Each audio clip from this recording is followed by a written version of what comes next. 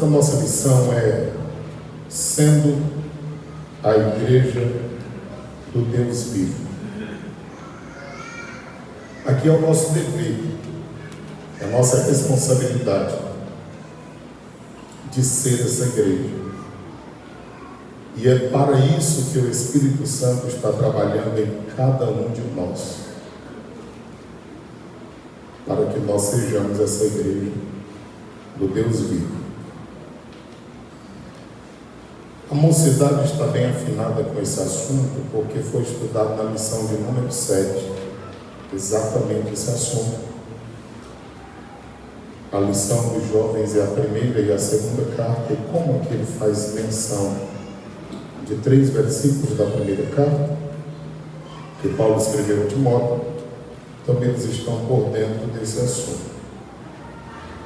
A verdade prática diz assim: a noiva de Cristo não pode ser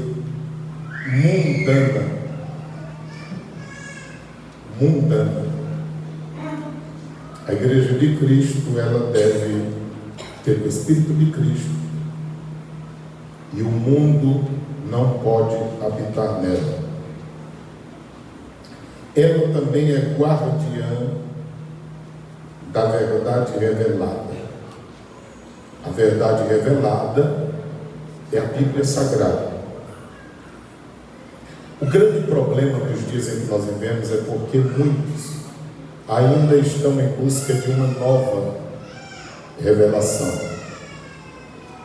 Estão semelhantes os atenienses, que quando a gente lê o relato de Atos 17, diz que eles estavam em busca de novidades.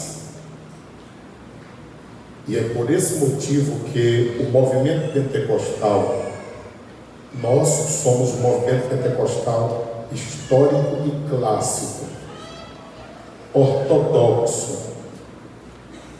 Mas surgiram outros movimentos partindo destes, que é o que a gente vê nas redes sociais, e são tamanhas aberrações, de tal forma que quem não sabe fazer essa separação, pensam que crente na Assembleia de Deus é tudo doido, por causa dessas ramificações que surgiram e a falta de cuidado que muitos têm, infelizmente, por não conhecerem a palavra do Senhor, Deus, mas andam em busca só do sentir, só em busca de manifestações, só em busca de uma coisa nova, e acabam em desvarios. Se nós estivermos firmados na palavra, aí as coisas darão tudo certo. Precisamos amar a Bíblia. Ainda diz na verdade prática, ela é a guardiã da verdade revelada, as suas vestes devem se manter imaculadas. Aqui vestes não está falando apenas da vestimenta, mas também das nossas práticas, das nossas obras.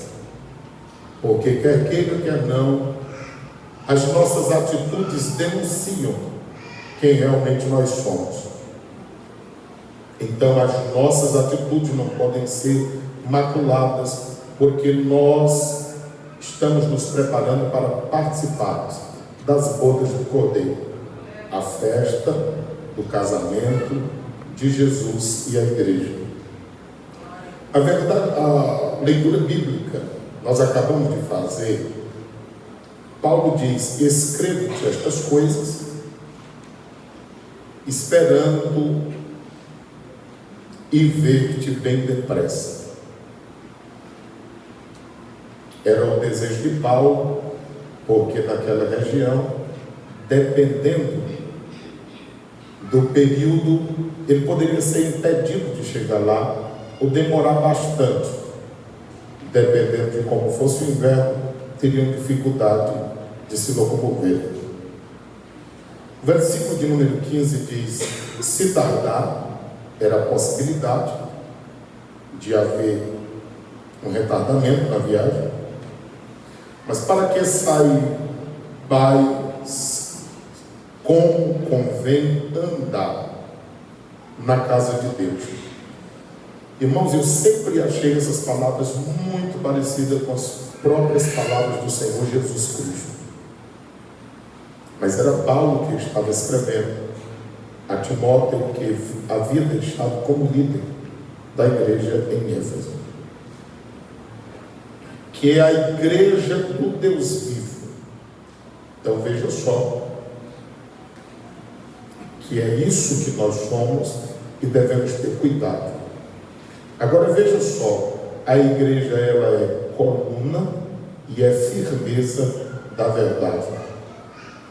Ela não é somente sustentadora da verdade, mas também propagadora dessa verdade.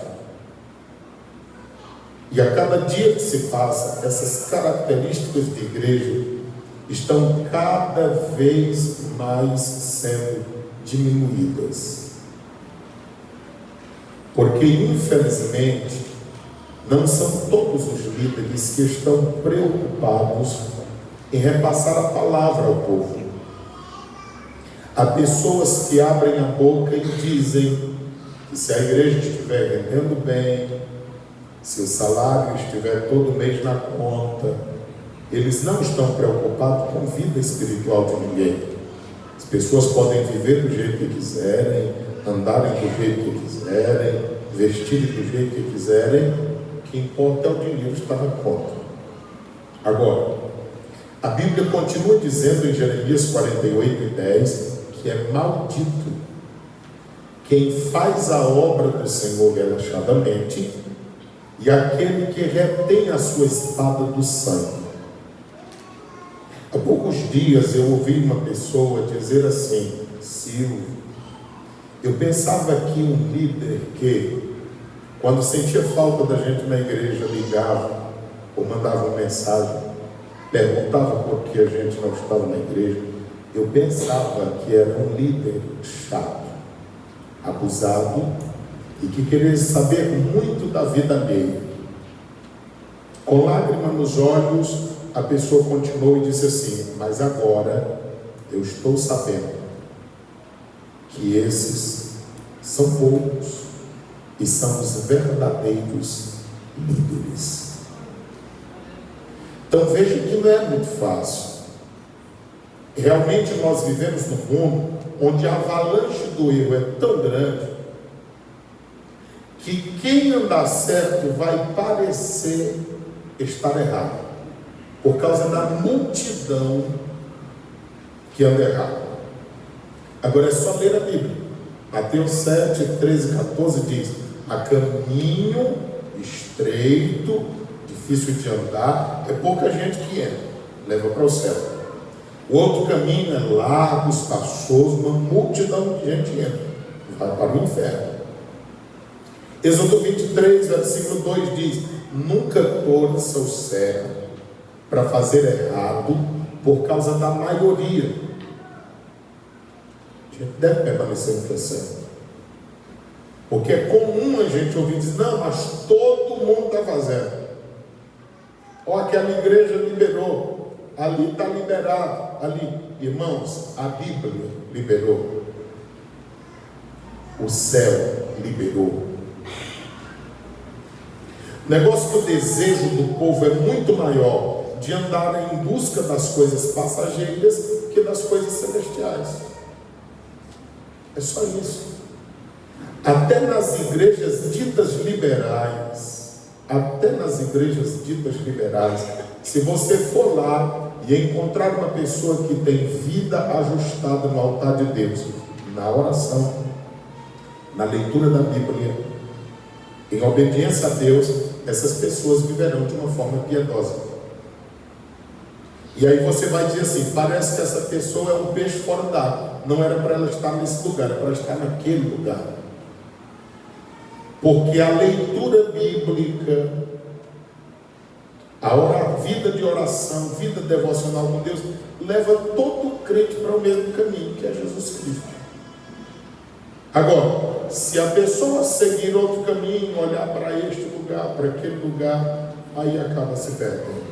Foi assim que Israel se perdeu. O Senhor disse: nunca tome as demais nações por espelho. São vocês que são instrumento de demonstração da graça divina. Foi o que eles fizeram: Senhor, as nações têm rei, nós queremos um rei. Ao dizer que queriam um rei, eles estavam dizendo o quê? Eu não quero que Deus governe sobre nós, eu quero um homem. E aí foi quando as coisas começaram a bagunçar.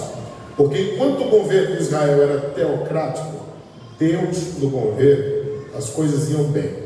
Mas quando o povo disse: nós não queremos Deus, nós queremos um governo monárquico, então é o homem que governa.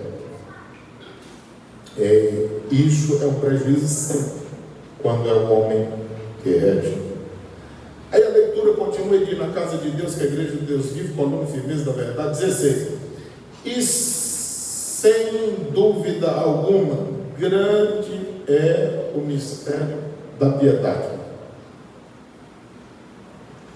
Paulo está dizendo que não há dúvida da grandeza, do mistério. Mas esse mistério aqui é uma revelação, não é algo oculto. Que mistério é esse? Não, o mistério está aqui revelado. O mistério da piedade, o mistério da crença, o mistério da vida cristã. Aí ele explica dizendo: aquele que se manifestou em carne, estou falando de Jesus, que veio como homem, foi justificado em espírito.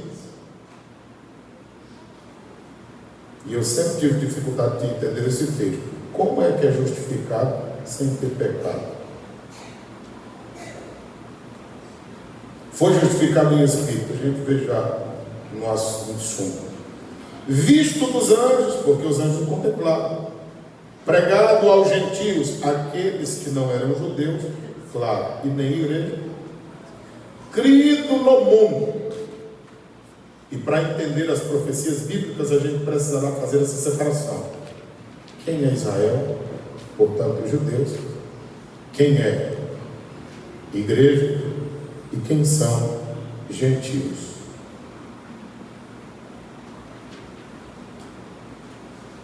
Lembrando de que quando o povo estava ainda em formação, eram os hebreus. Quando eles estavam fugindo, saindo do Egito, israelitas. E ao chegar no propósito de Deus, judeus.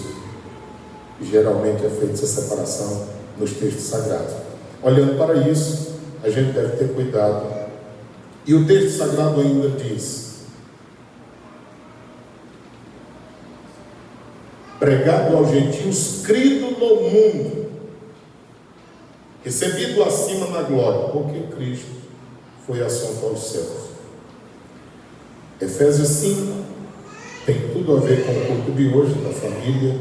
Diz: vós, maridos, amai a vossa mulher, como também Cristo amou a igreja, e a si mesmo se entregou por ela. Então, a forma que nós que somos marido, devemos amar a companheira de uma forma sacrificial, se for necessário. E aí diz no versículo de número 26, o propósito que o Senhor Jesus fez isso, essa entrega, foi do propósito de santificar a igreja. Que santificar aqui é separar, purificando-a, que é zerando a conta total de tudo que a pessoa havia praticado. Quando se entrega a Cristo, é como se nada tivesse feito de errado, porque nova criatura é recém-nascida, com a lavagem da água pela palavra. Então, irmãos, é a palavra. Olha esse versículo que Paulo disse assim em Romanos 1,16: eu não me envergonho do Evangelho, porque o Evangelho é poder de Deus para salvação. Ontem eu passei por um moço Ele é um dos maiores bebedores de cachaça hoje do Jovitão. Quando eu cheguei aqui, ele era cadeirante. Ele sofreu um acidente, amassou a cabeça, expeliu parte do cérebro que coordenava os pés, as pernas, o andar. E ele pedia oração chorando, porque gostaria muito de andar. Nós oramos por aquele moço e ele anda hoje. Está lá fundo na cabeça dele, mas é um dos maiores bebedores de cachaça que tem. Por que eu estou dizendo isso? Milagre não salva ninguém. O Evangelho é poder de Deus para a salvação. Agora, por que o milagre é bom? Porque servirá como testemunho. Quando eles disseram assim, não, eu não te conhecia, Senhor, eu não ouvi falar, tu está mentindo, eu te curei, como é que tu não me conhecia? Hoje eu passei por uma pessoa também que tinha câncer confirmado e tudo, pediu oração, a igreja orou, a pessoa foi completamente sarada, abaixa a cabeça, vira o rosto para não olhar. Aí alguém que não sabe diz assim, não, a igreja não acontece milagres. Irmãos, por incrível que pareça, quase que semanalmente, depois desses nossos cultos, pessoas testemunham de milagres que recebem aqui.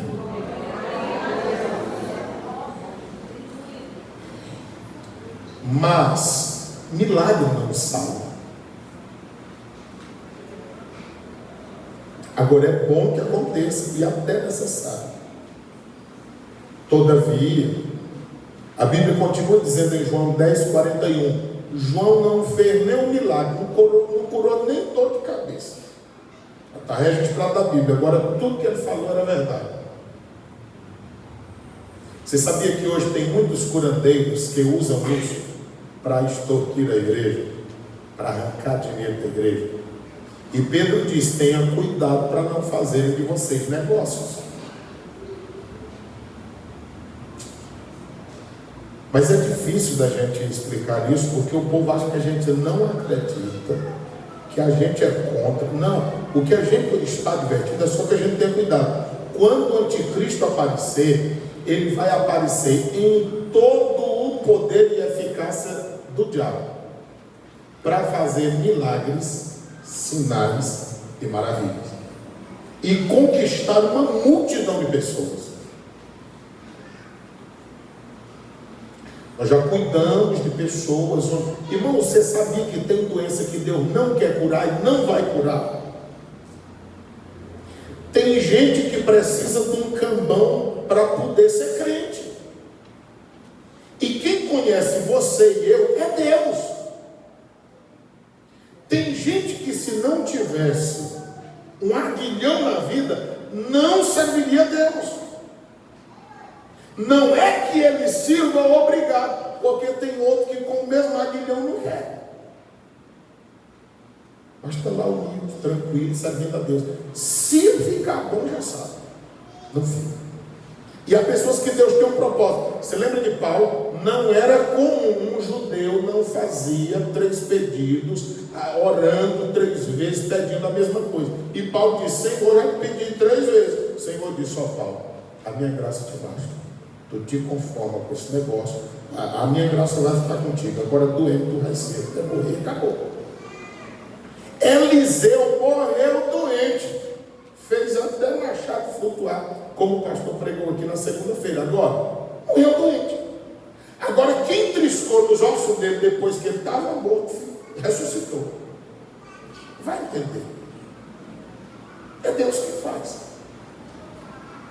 E a gente precisa entender isso. É por isso que eu estou dizendo, a palavra é importante, porque há pessoas que vão ficar doentes, mas serão salvas. É isso que é bom. E há pessoas que serão curadas e vão para o inferno. É por isso que Jesus diz, olha, se é de ficar com 2 olhos no inferno, fica com um furado, mas vai para o céu. É por isso. É só por isso. Aí o texto sagrado, ele diz, para santificar, purificando, lavar, versículo 27, para apresentar a si mesmo, O propósito de Cristo se entregar pela igreja é para devolver a Ele mesmo a igreja. Irmãos, o propósito de Deus é ver todos nós bem. Veja como Deus é bom. Por que a gente não entende isso? Deus quer nós tudo bem. Aí ele diz para apresentar a si mesmo, gloriosa. Olha uma igreja gloriosa. Sem mácula, que aqui pode ser também nódoa, mácula ou nódoa. O Senhor não quer nada que manche a sua noiva. Aí diz aqui, nem ruga. Então a noiva de Cristo é uma maravilha. Nem coisa semelhante. Essa expressão aqui, nem coisa semelhante, Paulo escreve também em Gálatas 5:21. Porque às vezes alguém olha essa lista aqui no desejo de pecar, e aí diz, não, o pecado que ele está praticando não está aqui não. Mas aí Paulo diz assim, nem coisa semelhante, ou toda e qualquer coisa que faça separação entre Deus e nós. Aí ele prossegue, mas santo, deixa eu lhe dizer, essa santificação, essa vida de santidade é uma vida de separação. Porque há quem pense que isso aqui é não ter nenhum defeito. Olha, do púlpito ao porteiro, todos nós temos defeitos.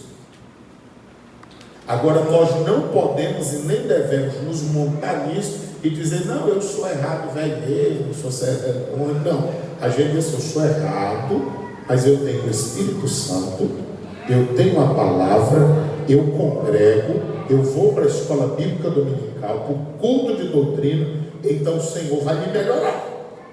Eu não posso me conformar numa vida de bagaceira, não, jamais. Agora, aqui nesse plano nós não encontraremos a perfeição, mas nós estamos nos aperfeiçoando. Agora, é no momento da glorificação onde nós seremos aperfeiçoados totalmente. Agora, tem muita coisa que não pode fazer parte da nossa vida.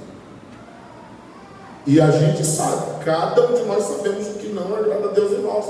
E Deus está pronto para nos ajudar a abandonar todas essas coisas para vivermos melhor. Só depende da gente querer.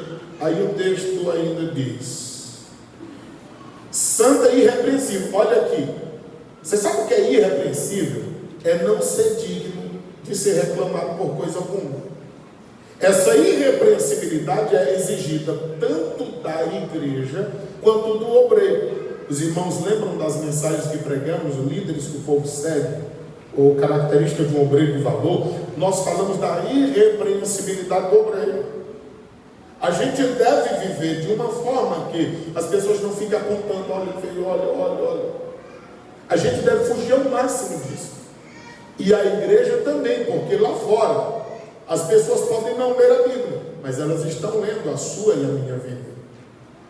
E de acordo com que nós nos comportamos, pode ser evangelizando-os ou escandalizando o Evangelho.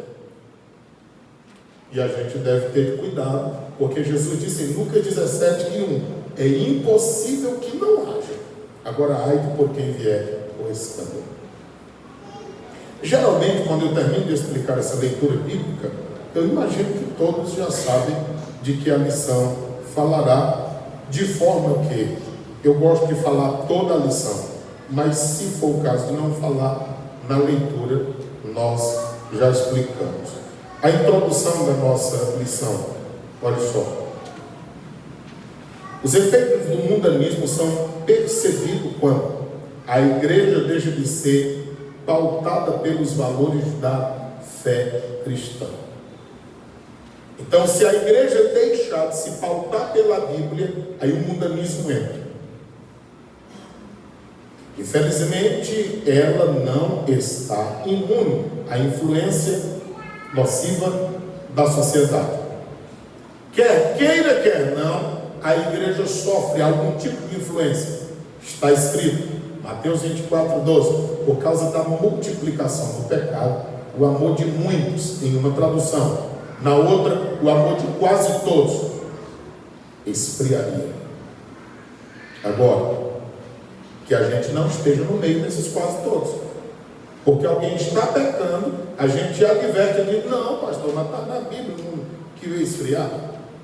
O esfriamento do amor ali é exatamente a falta do zelo pelo que é correto, pela ortodoxia bíblica, pela vara de medir, de colocar tudo no devido lugar. É isso. Continuando na introdução, diz: nesta oportunidade vamos abordar a natureza da igreja, seu relacionamento com Cristo, as armas que impedem a mundanização na igreja local. Está falando nós aqui, por exemplo. Quando fala de igreja local, está falando de nós. Quando fala da igreja universal, está falando da igreja de Cristo no mundo inteiro. Então a igreja local, ela precisa ser pautada pela palavra. A proposta é chamar a atenção para o papel da igreja do Deus vivo com coluna e firmeza da verdade. Então todos que vieram aqui nesta noite sabem que nós sairemos daqui refletindo como é que nós estamos. Se nós somos uma coluna aqui que o ferro já enferrujou e está estourando, quebrando todinho, ou se nós somos uma coluna bem alinhada, se nós somos uma coluna que está assim como que vai, mas não vai, ou se nós estamos servindo para segurar alguma coisa. O primeiro ponto da nossa lição diz: a natureza da igreja do Deus vivo, casa do Deus vivo. Paulo orienta Timóteo como andar na casa de Deus, que é a igreja do Deus vivo. Essa expressão casa de Deus, ela foi emprestada lá do Antigo Testamento.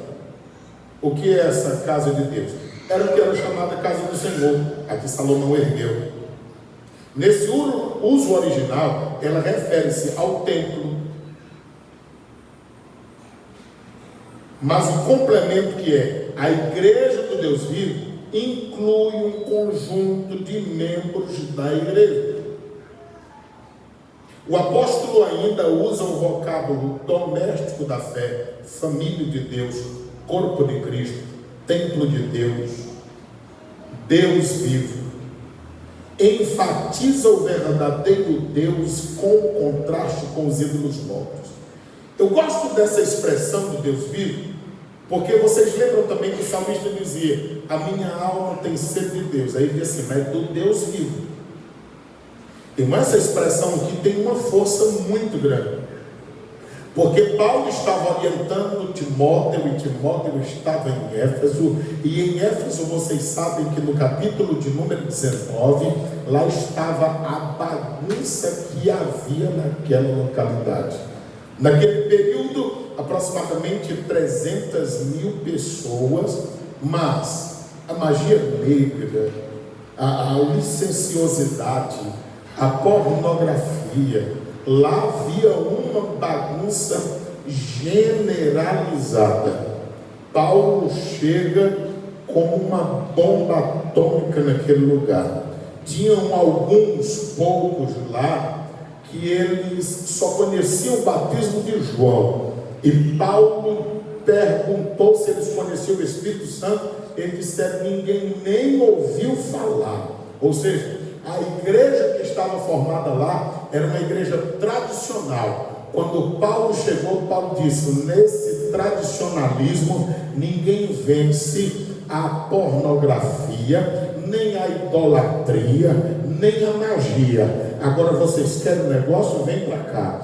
Paulo batizou eles novamente em água, agora no batismo cristão, ensinou eles tudo que eles deveriam saber, e pôs as mãos sobre eles, e eles foram cheios do Espírito Santo, e foram batizados com o Espírito Santo e com fogo naquele dia, cheio de Deus, e eles incendiaram Éfeso.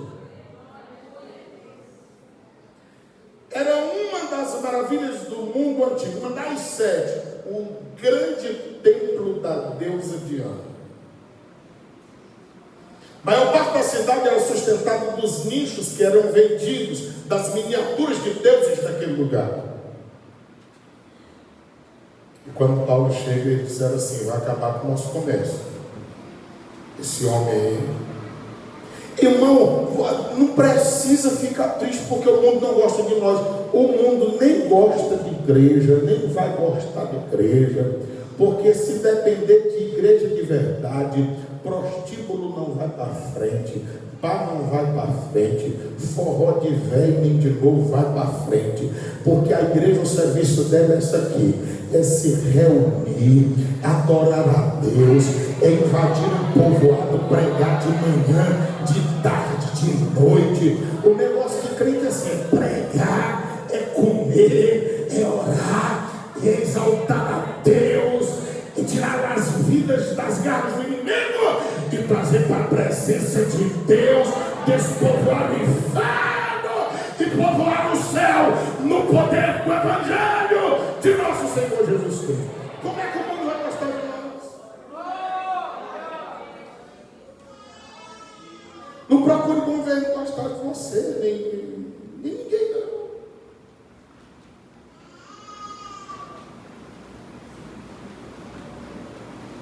Quando ele fala do Deus vivo, é porque de quem está vivo se espera que ele ouça, veja, fale e se mova. O Deus da igreja, o ouvido dele não está tapado, ele está ouvindo tudo. O Deus da igreja vê tudo que está no profundo e no escondido, ele está vendo. O olho dele é como chama de fogo, é um raio-x. Ele, como um Deus vivo, ele fala, a voz dele é poderosa. O salmista diz que a voz dele racha as pedras no deserto e faz os animais que estão grávidos, as servas, parirem no deserto. Racha o cedro do Líbano. Essa é a voz do Senhor Deus Todo-Poderoso. E ele se move, ele age no meio do seu povo. A palavra de Deus está sendo ministrada, você não tem a noção da ação de Deus no coração, na mente, na vida das pessoas, curando, conscientizando, santificando, avivando, acendendo a chama no coração, dando uma nova visão. Eu só estou falando de um assunto, mas alguém está me ouvindo, está dizendo, eu vou pregar sobre isso, eu vou pregar sobre aquilo. Ele não falou disso. Aí o Senhor vai dando caminhos, e o Senhor trabalhando no meio do seu povo, e alguém com vontade de chorar, outro com vontade de falar em línguas, outro dizendo, meu Deus, o que é isso? É o poder do Espírito Santo, o Deus vivo. Ele é o Deus da igreja. Aí Paulo estava falando desse Deus vivo, que nós somos a igreja dele. Isso em contraste com os ídolos que haviam naquela situação, fazendo alusão à doutrina bíblica de Deus, que é um ser pessoal, distinto da criação, ao mesmo tempo se relaciona com a criatura, atuando na história humana. Irmãos, Deus fala com o ser humano, e coisa boa é ouvir a voz de Deus. E Deus age na história humana. Nós precisamos acreditar nisso com todas as nossas forças, que Deus é o mesmo, Ele continua falando, Ele continua agindo, e o controle da raça humana, da história, está na mão de Deus.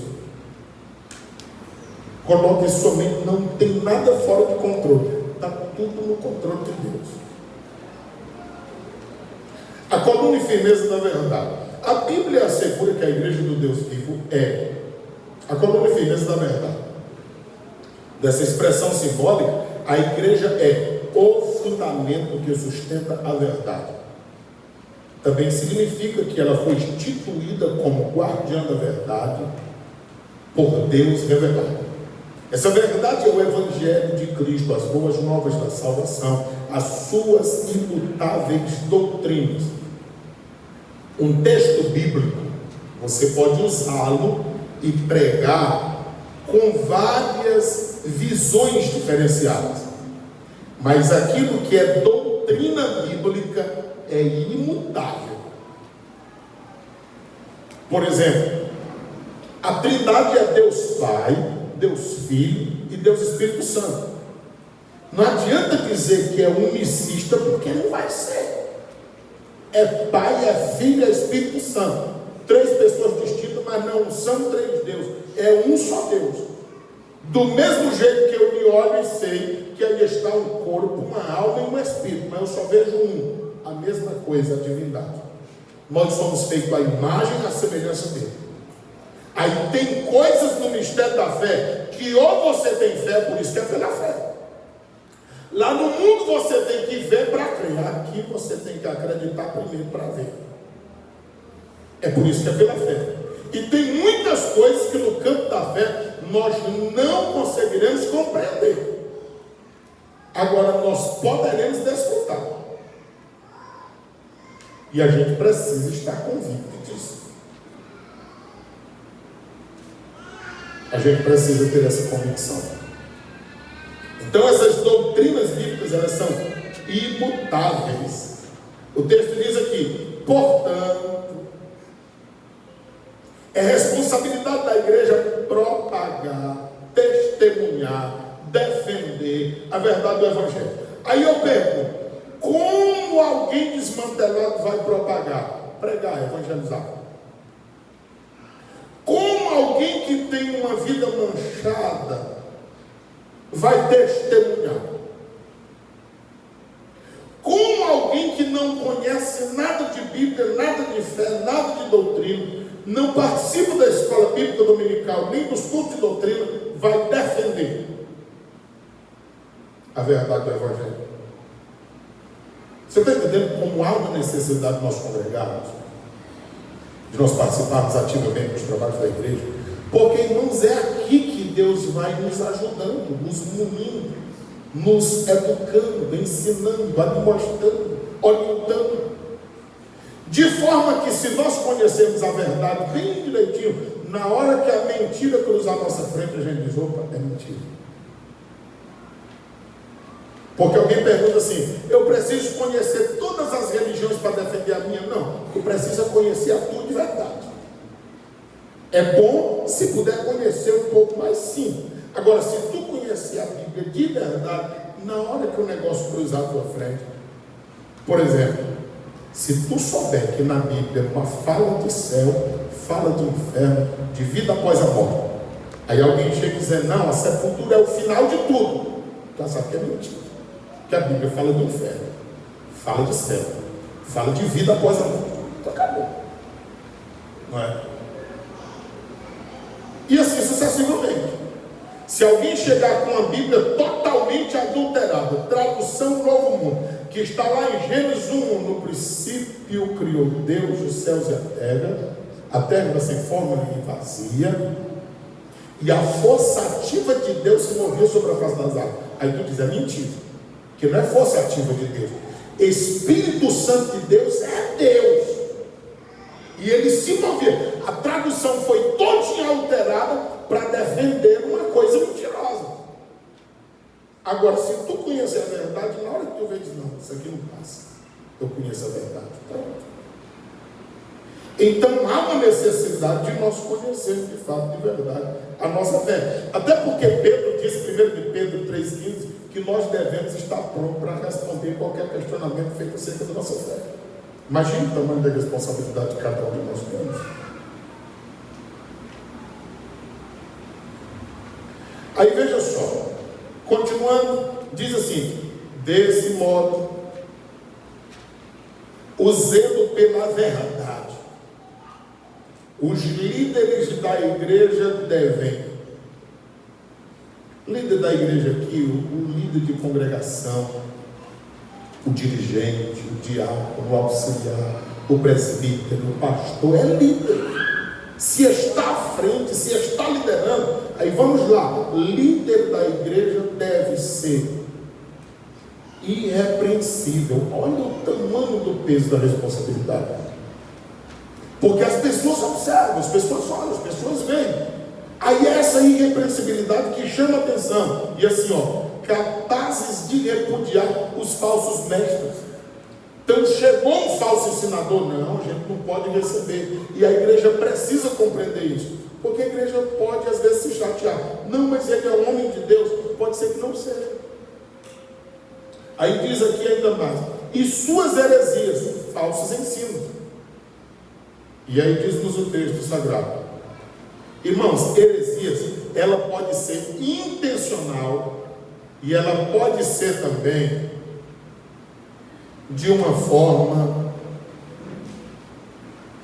sem intenção, sem maldade. Porque alguém pode ensinar uma coisa errada sem maldade. Por exemplo, a nossa igreja acredita que a segunda vida de Cristo está dividida em duas fases. Primeiro ele vem para a igreja. Quando ele vier para a igreja, essa vida dele é oculta para o mundo. 7 anos depois ele vem com poder e glória para todos virem, todos olharem e ele ver. São duas coisas diferentes. Aí de repente o irmão está empolgado pregando na igreja e diz assim: olha como está aqui Mateus 24, 29. Ele virá com poder e glória, todo olho verá e vai arrebatar a igreja e todo mundo, glória a Deus. Não, aí não é um arrebatamento. Aí será uma vinda com poder e glória. A igreja já foi arrebatada 7 anos antes, ela já vem com ele.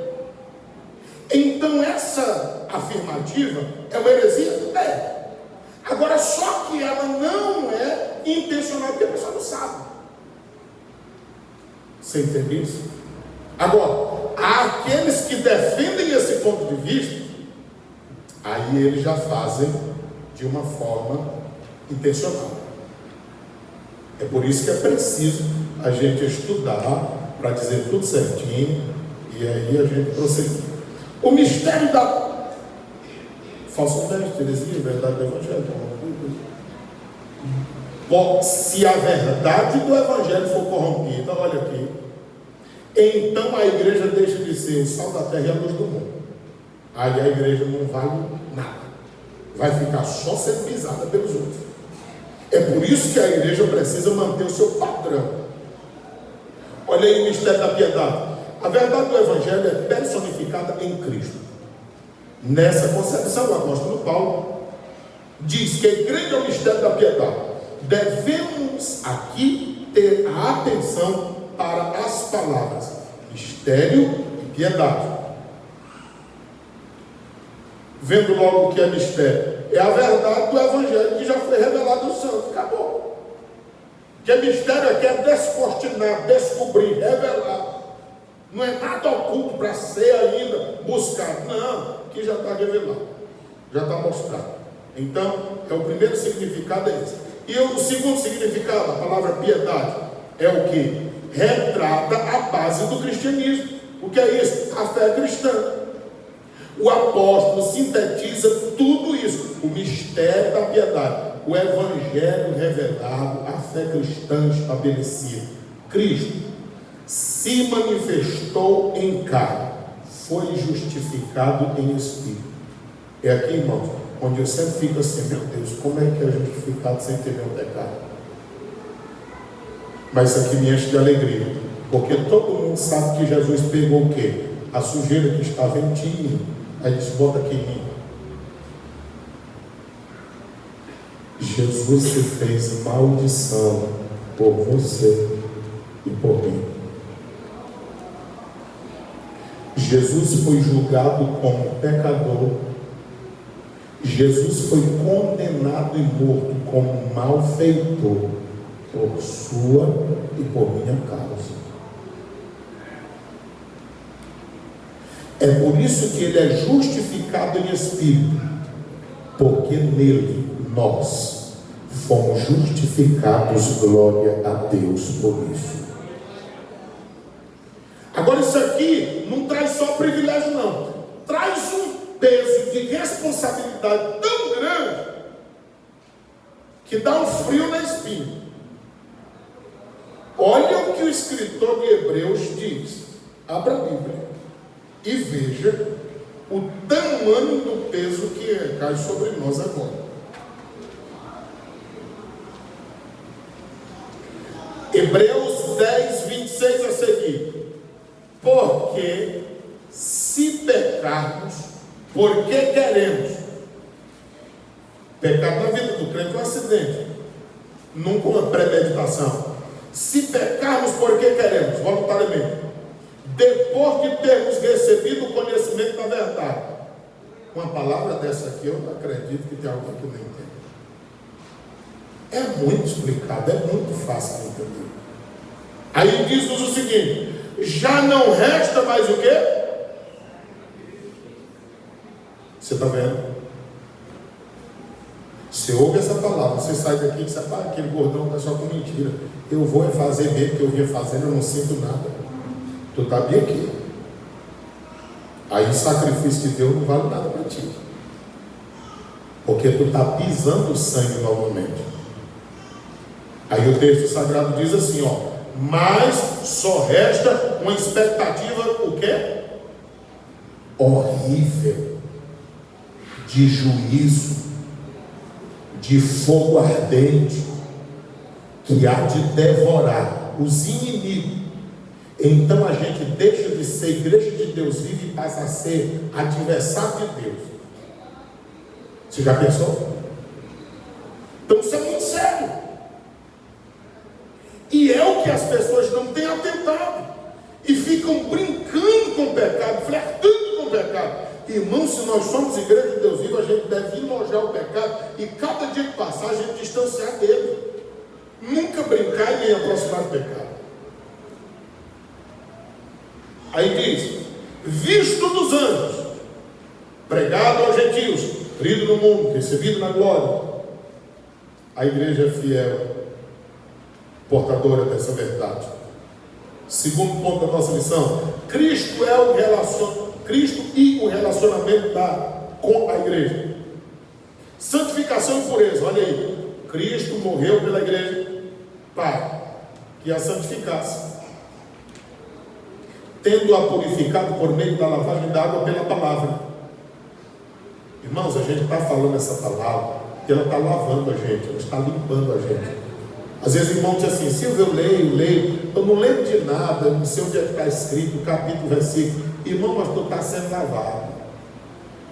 Na hora da aflição, tu vai dizer assim: eu já li em algum lugar na Bíblia, está assim. Não sabe o capítulo, não sabe o versículo, mas sabe o conteúdo. É isso que é bom. A gente está pregando aqui, o irmão está ali, ele se anima. É porque ele diz: bom, já passei, é desse jeito, eu não tinha entendido. Mas eu li isso aí a semana passada, que ele está falando. É bom demais. E é isso que deve alegrar a igreja. É a igreja receber a verdade explanada, exposta, porque isso gera fundamentação espiritual para nós. É isso que edifica as nossas vidas e deve nos alegrar.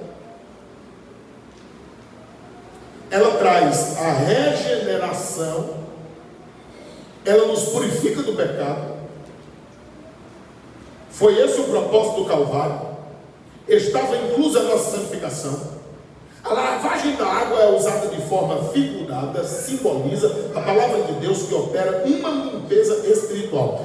Cristo orou: santifica-os na verdade, a tua palavra é a verdade. A santificação é o ato de separar-se do pecado, preparar-se para a volta do Senhor. Esse processo é contínuo até a glorificação do dia de Cristo, gloriosa e irrepreensível. Olha aí, a santificação tem como alvo preparar uma igreja gloriosa, sem mácula, nem ruga, nem coisa semelhante, santa e irrepreensível. As Escrituras comparam a relação de Cristo com a igreja como o marido com a esposa. Igreja é noiva de Cristo que se prepara para a festa nupcial. Por meio do Espírito Santo, Cristo a santifica para apresentá-la a si mesmo totalmente pura, sem mácula, sem ruga. Significa sem mancha alguma de ordem moral ou espiritual. Então, uma igreja santa, a sua moralidade deve ser ilibada, a sua vida espiritual deve ser sem mancha, porque nós pentecostais, às vezes valorizamos o pulo e o grito, mas depois de pular e gritar, não toma vergonha na cara para viver uma vida correta. A gente deve sim pular, gritar, correr, bater palma, mas quando sair daqui, as coisas devem estar em ordem. Porque do caso contrário, as pessoas olham para nós e dizem assim: será que é o Espírito ou é o diabo que age nele? Por quê? É porque ele está pregando, está cantando, está regendo, está tocando, e aí Deus está abençoando. E lá fora as coisas é tudo fora do lugar. O Espírito pode agir? Pode. Há um coração contrito, quebrantado, jamais existirá. Deus, Salmo 51, 17. O camarada chega aqui, a palavra é como um martelo que quebra a pedra. Aí vai lá no coração dele, deixa só o bagaço. Aí chora, grita, maravilha. Às vezes é até batizado, às vezes até renovado. Mas aí quando sai, tem que dizer assim: Espírito Santo, frutifica em mim. Aí o que é o fruto do Espírito? É a longanimidade, a temperança, a perseverança, a paz. Está entendendo? É a fidelidade. A fidelidade ali, ó, a fé, é a fé para ser fiel a Deus, independentemente das circunstâncias. Aí a pessoa sai nessa empolgação espiritual, mas aí usa a razão lá fora para viver de uma forma correta, para as pessoas não duvidarem de nós. Porque aí, no caso contrário, aí não vai valer de nada. É por isso que essa transformação, ela é tanto na moral, quanto na vida espiritual da igreja. Olha só, vestida nesse grau de pureza, somente a igreja santa, imaculada, terá acesso à ceia das bodas do Cordeiro. Acerca disso, Cristo advertiu: não ser possível entrar nas bodas sem a devida veste nupcial. Se nós vivermos uma vida cebosa, nós podemos rachar o joelho de orar. Se a nossa vida for cebosa lá fora, quando chegar naquele dia, nós não entraremos para ceiar com Ele. Você lembra daquele intruso que entrou? Quando o Senhor da festa chegou e disse: esse aí que está sem veste, tira ele, amarra pé e mão e lança no inferno. É isso aí que a Bíblia está dizendo. Tu pode pular, correr, virar os etéreos. Se tu não ajeitar a vida velha, enrolada, bagunçada, vai para o inferno do mesmo jeito. Tem alguém que entende isso nesta noite? Tem pregador no mundo com o nariz sangrando, pregando com algodão no nariz de cheirar pó. Preguei num lugar agora onde pessoas que vocês admiram cobrou 17 mil para pregar. Outro cobrou uma quantidade exagerada, passagem de avião, ou alguém ofereceu mais, disse que não dava para ir.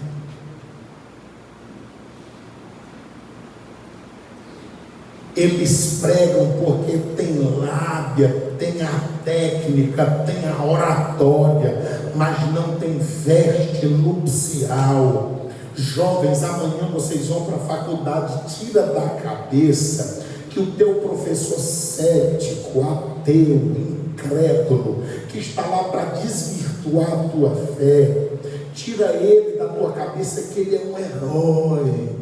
Escuta a tua mãe, ela pode ser analfabeta, banguela, mas se ela for uma mulher de oração e ela estiver te ensinando a Bíblia, deixa teu professor na faculdade, escuta a tua mãe, escuta o teu pai. Tu pode ter um pastor, do jeito que for, se for um homem de Deus, honra ele. Esquece esses céticos e ateus que estão ali, porque eles não estão preocupados com a eternidade e nem com o céu. E a nossa preocupação aqui é em preparar um povo santo para morar no céu. É verdade que nós queremos nosso povo formado, nós queremos o nosso povo inteligente.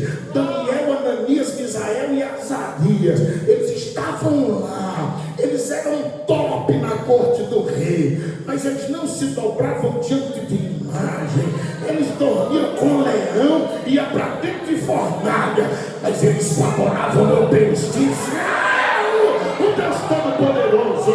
Moisés se formou na ciência da gente todinha, não faltou nada, mas ele disse: eu jogo tudo no lixo, eu vou sofrer na frente do povo de Deus, porque a minha mãe me ensinou que Deus é Deus de Israel, e eu fui entregue a ele.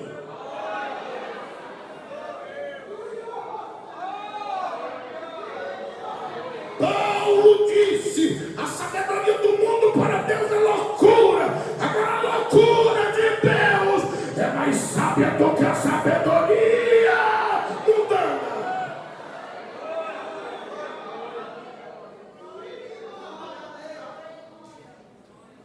Aqui diz, o terceiro ponto,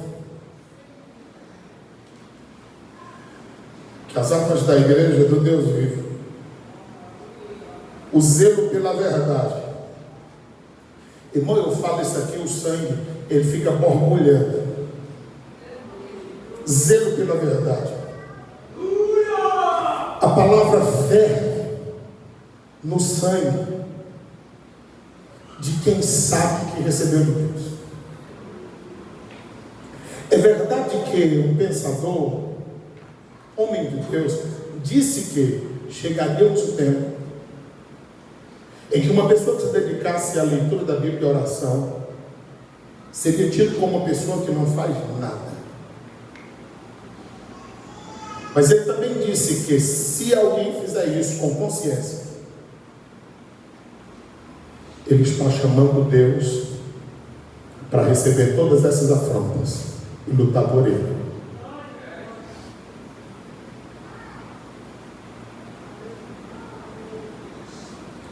Deus sempre estará a favor de quem defende aquilo que ele defende e que é do interesse dele.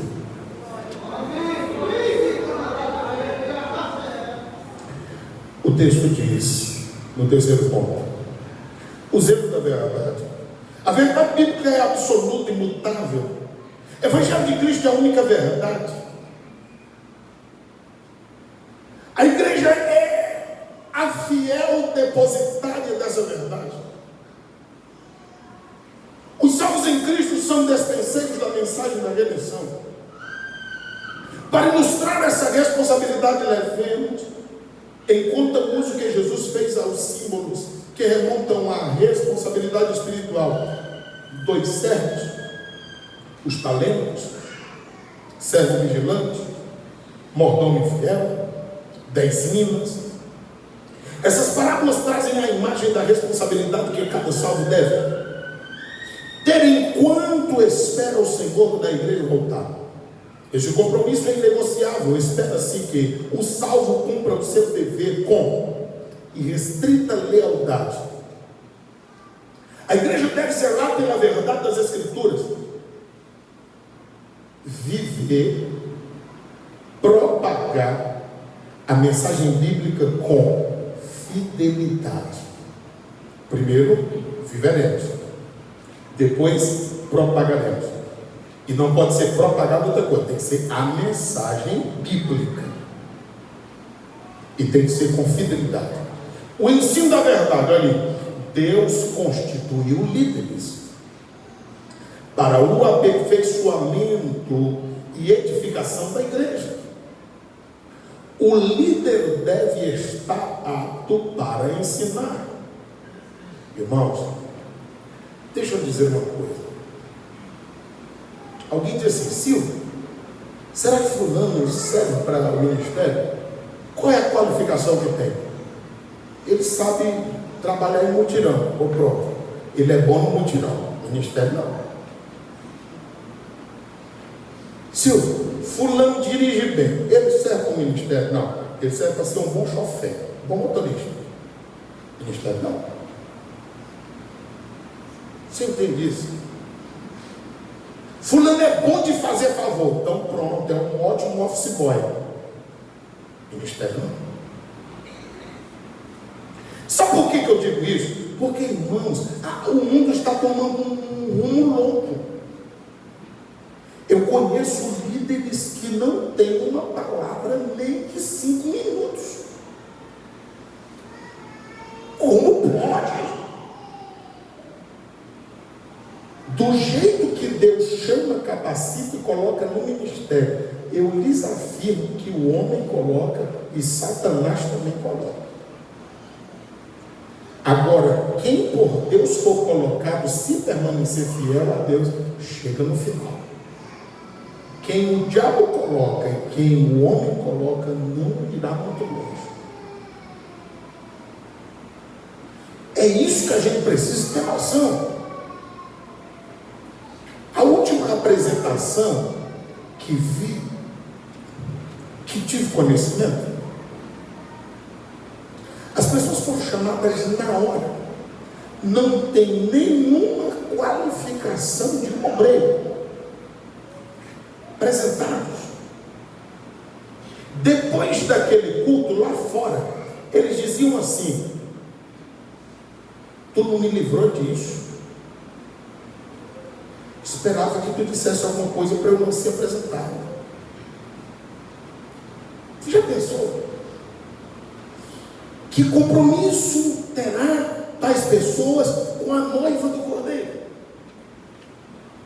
Não estou falando daqui, estou falando de situação. A gente anda, vem e tal.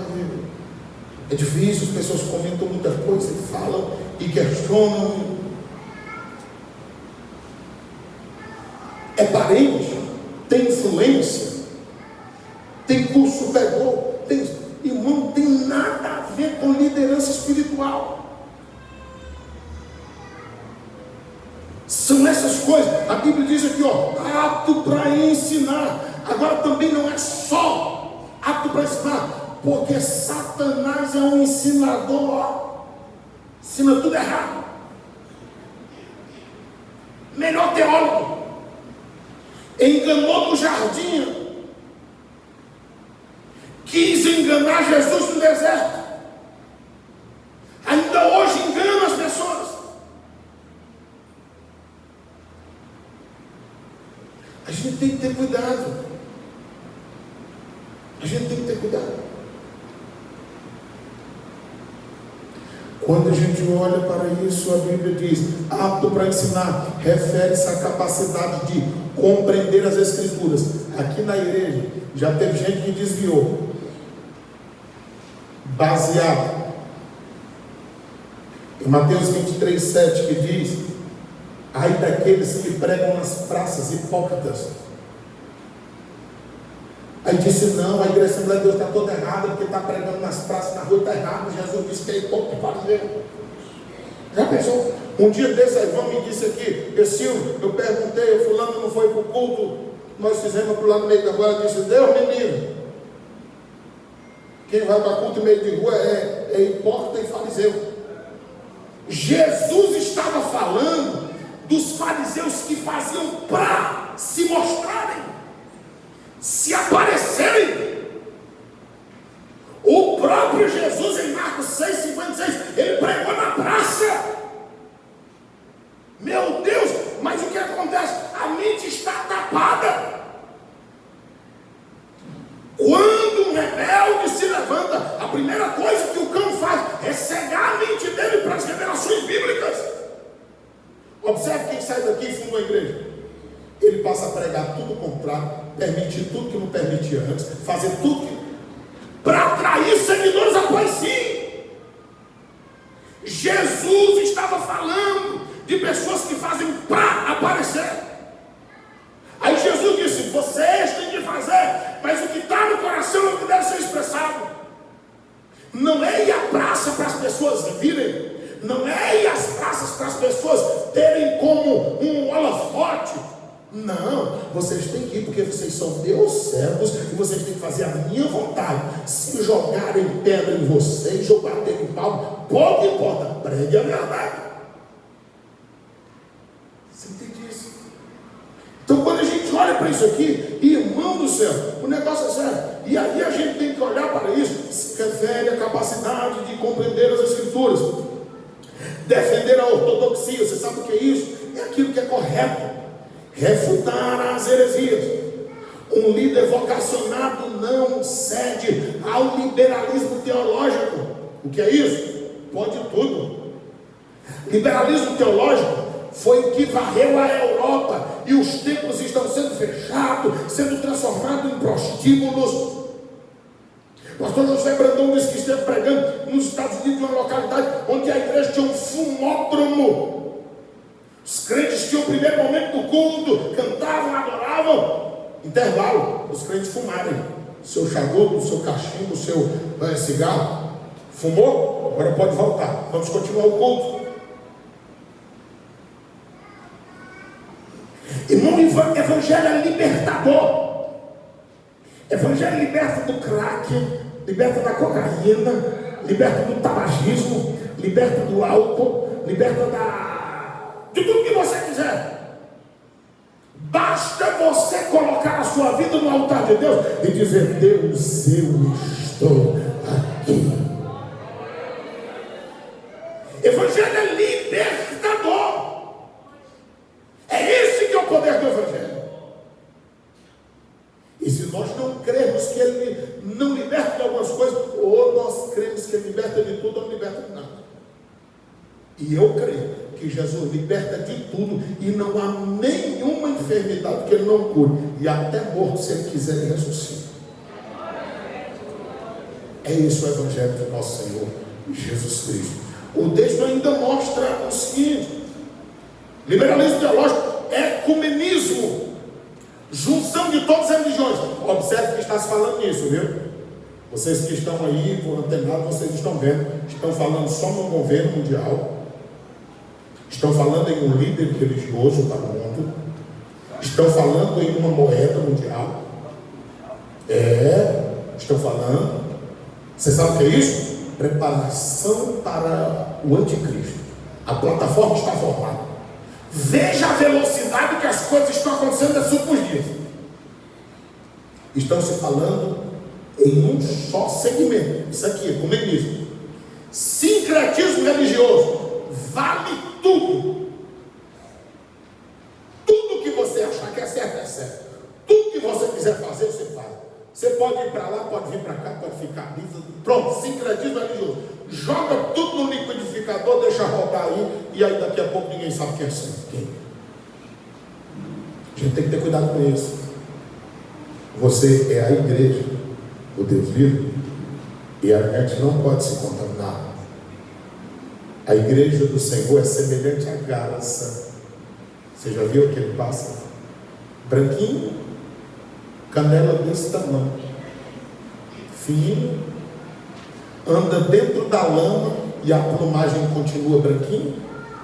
Se você vir uma garça com a plumagem dela manchada, ela está doente. Se você vir um crente de vestes manchadas, ele está doente.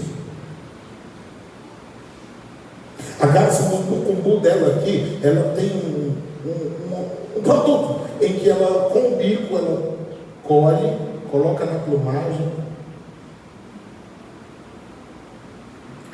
A igreja, no coração dela, tem azeite do Espírito Santo. E toda vez que a veste mancha, a gente pega o Espírito, passa e a gente vai se limpando. Mas a igreja não pode ser manchada e nem ficar manchada, porque a igreja tem que estar banhada no azeite do Espírito Santo. É por isso que nós precisamos do Espírito Santo. A lição continua dizendo o seguinte: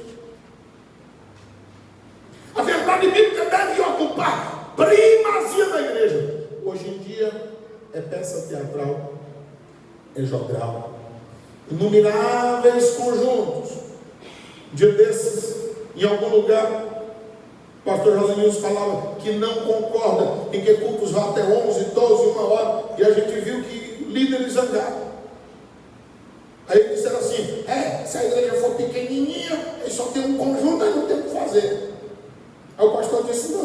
você pode escalar. Canta isso num dia, canta isso na vida, obrigado. Todo mundo tem oportunidade no culto. Preenche isso tudo, cadê a palavra? E isso é uma artimanha do inimigo.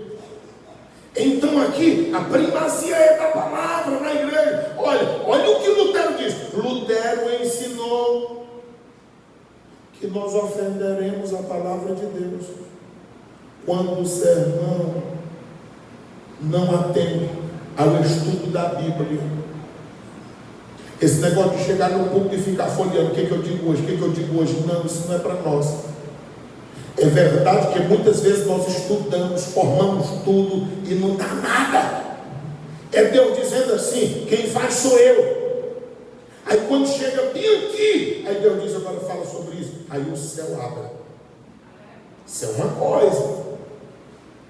Agora a vida de estudo diário, de leitura da Bíblia, aí esse tem que existir. Porque se Deus decidir seguir em outro roteiro, é questão dele. Agora a nossa função deve ser cumprida.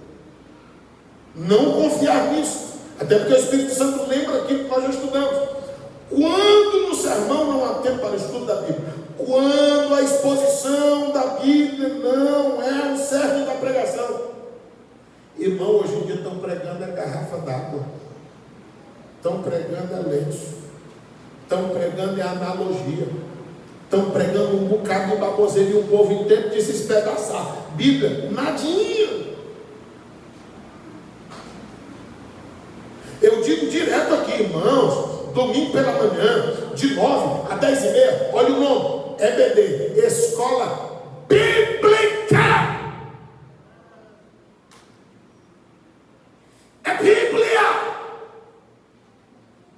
Até que no passado que teve um pastor, e aí teve, sem enrolação. É que eu não preciso olhar a lição, e vai estudar o quê?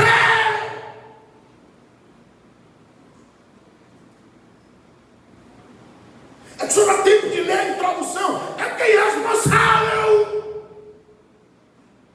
Quem tem responsabilidade com a Bíblia dá tempo. É a palavra. Aí todo mundo quer ensinar a criança. Não é só botar para pular e comer bolo e balão. Não! A educação que traz mais responsabilidade é das crianças. Se a base delas não prestar, não vai prestar amanhã como igreja. É o maior tempo de joelho, é o maior tempo de dedicação, é o maior tempo de oração. Os 10 minutos, 15 que tiver, Bíblia deles. A criança não fica, o tempo do adulto, eu sei, eu sou louco, mas o tempinho que ficar, Bíblia. Que eles vão crescer. E vão crescer na Bíblia. Davi era um menino. E o exército estava tudo cagado de medo. Quando ele chegou, disse, quem é? Desanima o coração de ninguém não. Eu venço. Afrontando o exército, Deus vivo. Conversa. Eu vou, pelejo e venço. Qual é a recompensa? Nem lutou. Eu queria saber qual é. É o seguinte, a filha do rei do botão pronto. Eu já ia sem nada, e agora? Vê assim. O judeu, ele é o que é por causa disso. É de berço. Deus de Abraão, de Isaac, de Jacó. Por que todo judeu é rico? Porque só ensinava a Bíblia.